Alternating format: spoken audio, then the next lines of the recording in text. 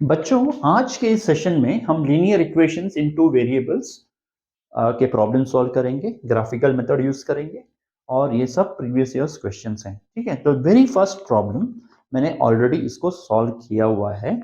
ये एक एक्सपेरिमेंट है देखने के लिए कि अगर ऐसे मैं सॉल्व करके बाद में आपको एक्सप्लेन करूं, can I reduce the length of the video. ठीक है, तो let's start with the first problem. Solve graphically the system of linear equations. दो लीनियर इक्वेशंस दिए हुए। सॉल्व ग्राफिकली का मतलब क्या है कि ऐसा कोई x और y का वैल्यू बताओ जो इन दोनों इक्वेशंस को सेटिस्फाई करेगा। ठीक है, लेकिन हमें इसे एल्जिब्राइक मेथड से नहीं करना है, ग्राफिकली करना है। ग्राफ बनाओ, दो लाइंस को इंटरसेक्ट कौन से पॉइंट पे करता है वो पता करो और वो लिखो। ठीक है, तो that is what they are asking. Determine the vertices of the triangle form by these lines and the X axis.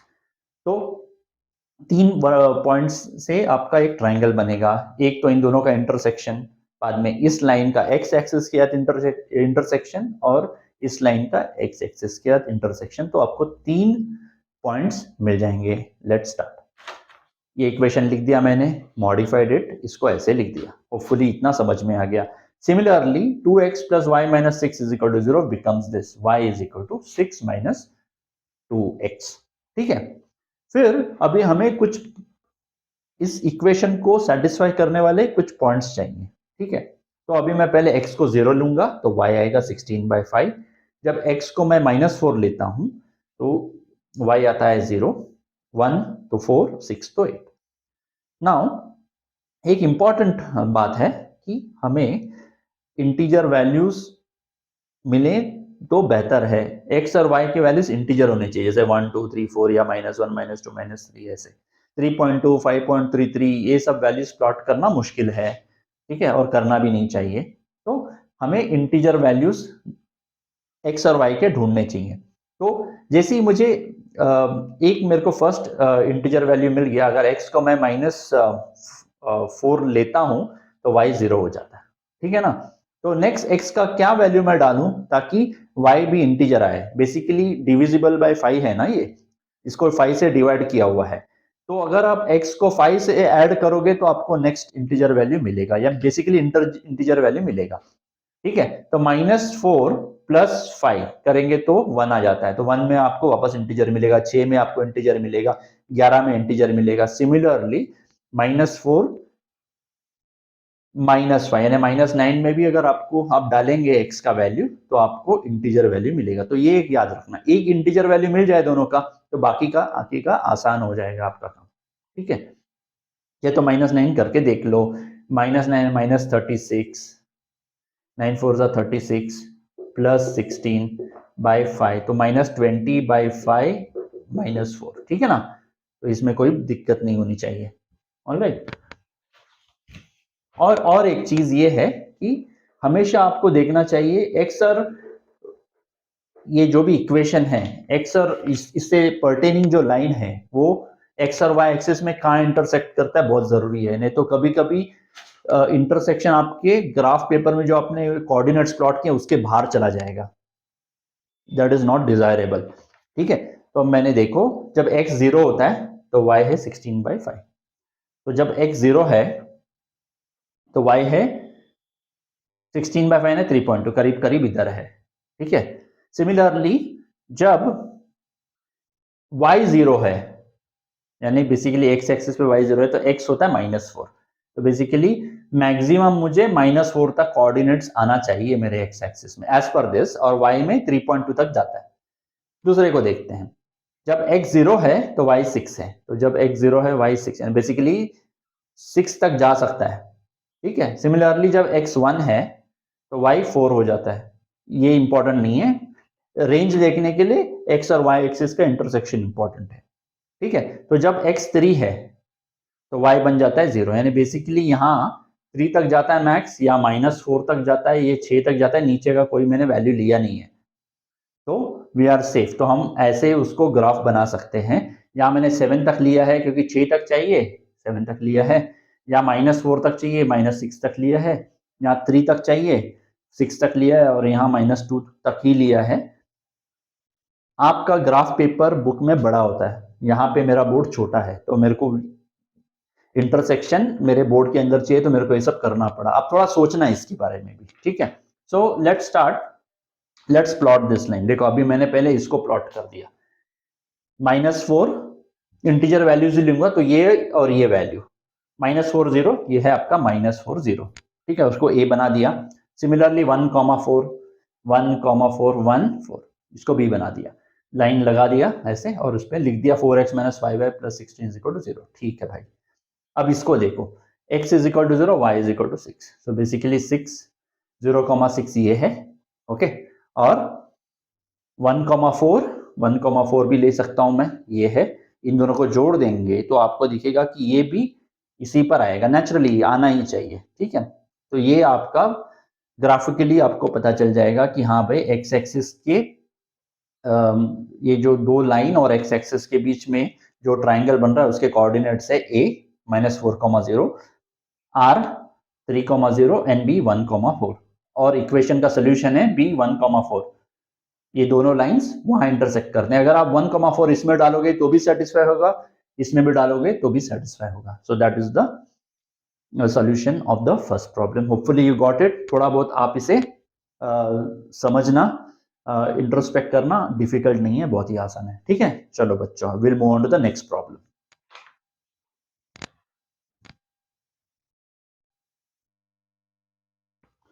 बच्चों आज का फिर सेकेंड प्रॉब्लम दिया हुआ है, solve the following system of linear equations graphically.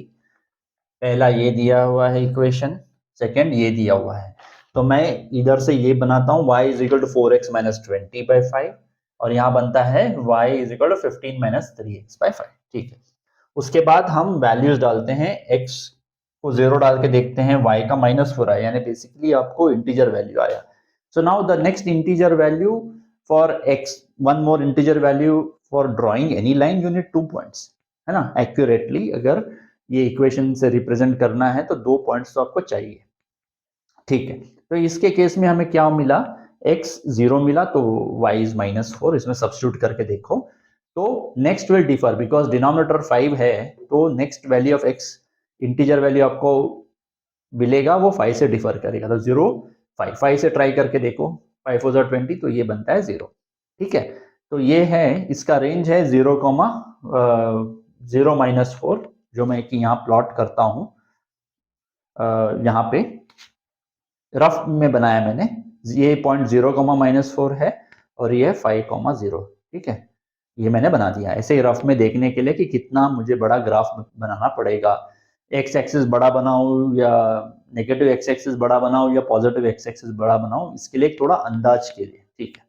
Similarly यहाँ पर भी आपने वैल्यू डाला, जब x 0 है तो y 3 है, ठीक है। सिमिलरली नेक्स्ट x वैल्यू आपको 5 से डिफर करेगा, डिनोमिनेटर 5 है यहाँ पे, ठीक है। तो वो भी मैंने डाला और उसके बाद ये दो पॉइंट्स मिले, ये है आपका 0,3 और ये है 5,0, तो बेसिकली ऐसा आएगा। तो यहाँ पे मैक्स 3 तक जाएगा, यहाँ -4 तक जाएगा और यहाँ 5 तक जाएगा, ठीक है ना।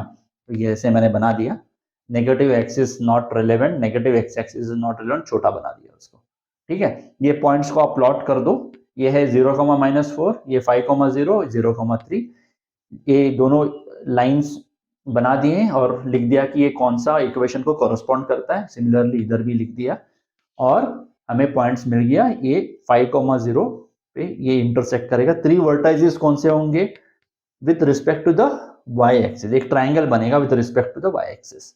एक्स एक्सिस में नहीं बन सकता आपका, क्योंकि दोनों लाइन है डायरेक्टली एक्स एक्सिस पे एक ही पॉइंट पे इंटरसेक्ट कर रहे हैं, तो कोई ट्राइंगल नहीं बनेगा with X axis, but with Y axis आपका बनेगा। ये यहाँ पे इंटरसेक्ट करता है, ये लाइन यहाँ पे इंटरसेक्ट करता है और ये दोनों इधर इंटरसेक्ट करता है। सो 3 कोऑर्डिनेट्स आर a 0, -4, b 5,0 और c 0,3। तो बच्चों होपफुली आपको समझ में आ गया है। मुझे बताओ ये एक्सपेरिमेंट कैसा है, मैं सॉल्व करके बाद में क्विकली आपको समझाऊं या फिर आपके सामने सॉल्व करूं, बिकॉज ये बहुत लेंदी प्रॉब्लम है, ये सब बनाने में थोड़ा वक्त लगता है तो वीडियो लंबा हो जाएगा, ठीक है। तो अभी नेक्स्ट प्रॉब्लम आप पढ़ना शुरू करो, तब तक मैं अभी डिस्कनेक्ट करता हूं, वापस से थर्ड प्रॉब्लम के लिए वीडियो बनाऊंगा।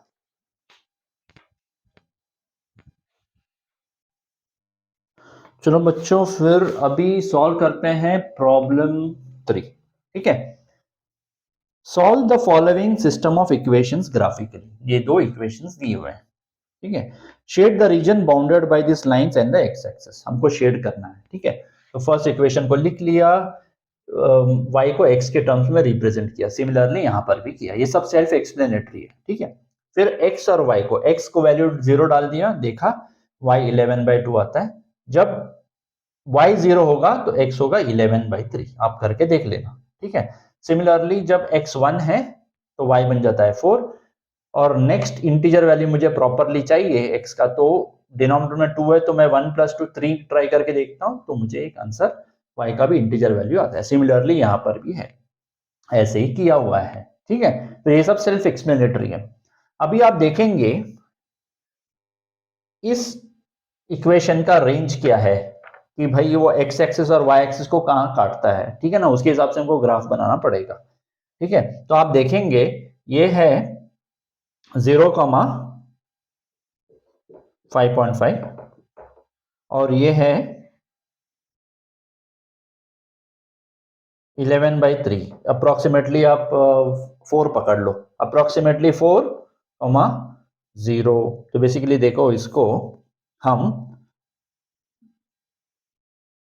इसको बनाएंगे,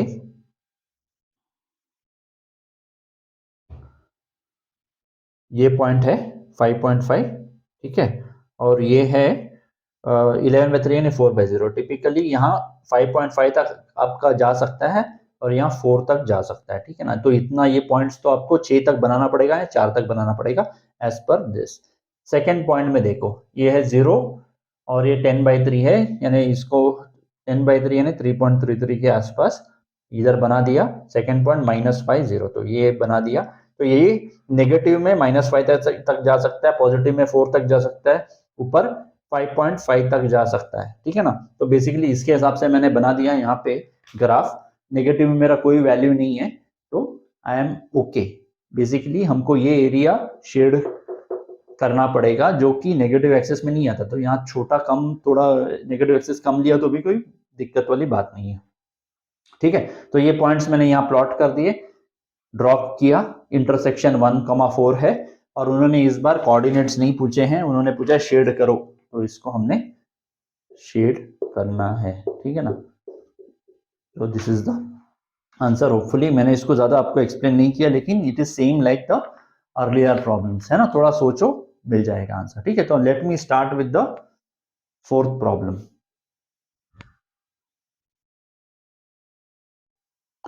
तो बच्चों अभी फोर्थ प्रॉब्लम देखते हैं, solve the following system of linear equations graphically. ठीक है, फर्स्ट ये दिया हुआ है, बाद में ये दिया हुआ है।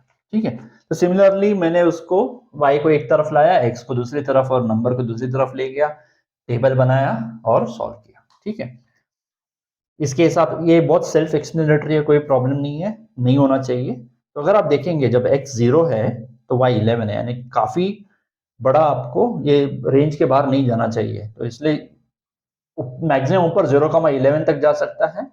सिमिलरली अगर आप देखेंगे ये 11/33 यानी अप्रोक्सीमेटली 4 तक आपको यहाँ ड्रॉ करना ही पड़ेगा। ठीक है, सिमिलरली अगर आप इसका देखेंगे 0, -1, 1, 0, तो ये 4 रेंजेस आ गए हमारे पास, है ना, ये दूसरा और ये। तो बेसिकली 0,11 तक जाना चाहिए, यहाँ 11/3 तक जाना चाहिए और नीचे -1, 0, -1 तक जाना चाहिए। तो इसके हिसाब से मैंने मेरे बोर्ड में आने लायक ऐसे बना दिया है। ठीक है, तो फिर पॉइंट्स को प्लॉट कर दो फटाफट। मैंने इसको इन दोनों को लिया, प्लॉट कर दिया, सिमिलरली इन दोनों को लिया और प्लॉट कर दिया। 1,8, 1,8 ये है, 2,5, 2,5 ये है, दोनों को जोड़ दो और देखो कि ये x एक्सिस और y एक्सिस जो इंटरसेक्ट करता है वो आपके ग्राफ पेपर के अंदर ही है। ठीक है, सिमिलरली x, y 0, -1 यानी 0, -1 ये पॉइंट है जो कि P है, और Q है 1,0, इसको बना दो। और आप जब लाइन बनाओगे ना तो ये R पे इंटरसेक्ट करता है ये दोनों, विच इज 3,2। वो उन्होंने पूछा है एक, फाइंड शेड द रीजन, वो हम बाद में करेंगे shade. Find the coordinates of the point where the graph lines cut the y axis. ठीक है, सॉल्व ग्राफिकली, ये ग्राफिकली सॉल्व कर लिया। अब बताओ कि आप ये दो लाइंस y एक्सिस को कहाँ इंटरसेक्ट करेंगे, ये लाइन इंटरसेक्ट करता है 0,11 में पॉइंट सी में, और ये लाइन इंटरसेक्ट करता है 0,-1 में जो पॉइंट P है। ये भी हो गया। अब पूछा है shade the region bounded by this lines and the y axis और ये दो लाइन के बीच में जो एरिया है वो करना है हमको। तो बेसिकली ये आएगा, ये पूरा एरिया आएगा, है ना। x एक्सिस पूछते तो ये एरिया आ जाता, है ना, between the x axis and this lines, तो ये एरिया आ जाता। वो नहीं पूछा। प्लीज क्वेश्चन ध्यान से पढ़ो और सॉल्व करो, ठीक है बच्चों। तो फोर्थ के लिए इतना ही था, आपको प्लीज समझ में आ गया। ये मैं पहले ही सॉल्व करके आपको एकदम कम से कम टाइम में समझा रहा हूँ। बताओ ये अच्छा लगा तो मैं फिर ऐसे ही करूंगा, नहीं तो फिर हम आपके सामने में सॉल्व करूंगा, ठीक है। तो अभी फिफ्थ प्रॉब्लम के लिए मैं अभी तैयारी करता हूँ।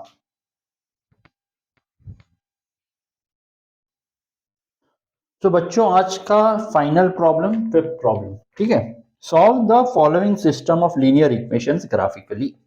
फर्स्ट इक्वेशन दिया है, सेकंड इक्वेशन दिया है, उसके हिसाब से मैंने ऐसे बनाया। टेबल बनाओ, देखो रेंज क्या है, एक्स एक्सिस और वाई एक्सिस को कहाँ ये इंटरसेक्ट करेगा, ताकि हम इसे अच्छे से अपने ग्राफ पेपर में समा सके, ठीक है ना। तो ये है 1,0 बना दिया, ये है 0,2/3, यानी बेसिकली 0,1 के आसपास एटलीस्ट 1 तो आपको बनाना पड़ेगा, ठीक है। सिमिलरली इसमें देखो ये 0,-4 है, ये है पॉइंट, और 8,0 है, तो 8,0 यानी बेसिकली आपको ऐसा ग्राफ बनाना पड़ेगा जो एक्स एक्सिस में 8,0 तक मिनिमम जाए, एटलीस्ट 9,0 रहेगा तो बेटर है, 9,0 तक जाए, इधर 1 यूनिट ऊपर, 1 यूनिट अप्रोक्सीमेटली 1 यूनिट नीचे, और उतने में आपका समा जाएगा। तो ठीक है, 1 यूनिट 1 नहीं है, ये है 0,-4, बेसिकली 4 यूनिट्स नीचे और 1 यूनिट ऊपर, ठीक है ना। तो समथिंग लाइक दिस अगर आप देखेंगे, ऐसे मैंने बनाया 3 यूनिट ऊपर 4 यूनिट नीचे, इधर ज्यादा कुछ सिग्निफिकेंस नहीं है नेगेटिव एक्स एक्सिस का, तो चिंता की बात नहीं है। और ये देखो एक्स एक्सिस यहाँ पर है, ठीक है। पॉइंट्स को आप प्लॉट कर दो, देखो ये है आपका, ये कौन सा लाइंस पे आप लिखोगे, लिखना चाहिए कि ये कौन सा लाइन है। तो अभी मैं लिखता हूँ 1,0 और 4,-2, तो ये है आपका 2x + 3y = 2, और ये आपका दूसरा वाला होगा x - 2y = 8, ठीक है। ये मैंने प्लॉट कर दिया और लाइन बना दिया। इसमें उन्होंने कोई शेडिंग वेडिंग बोला नहीं है, सिर्फ बोला है कि solve the linear equation graphically यानी बेसिकली वो पॉइंट ढूंढो जो इन दोनों लाइंस पे लाइन करेगा। तो ये है b 4,2, अगर आप बराबर से ड्रॉ करेंगे आपको ये आएगा 4,2। तो मैं ये लिखूंगा कि the solution of the linear equation solved graphically is b 4,2। तो होपफुली बच्चों आपको समझ में आ गया।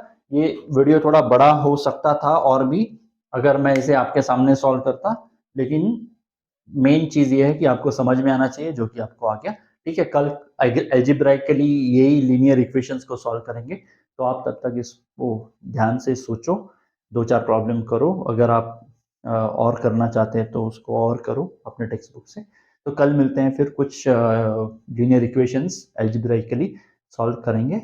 चलो तब तक बाय।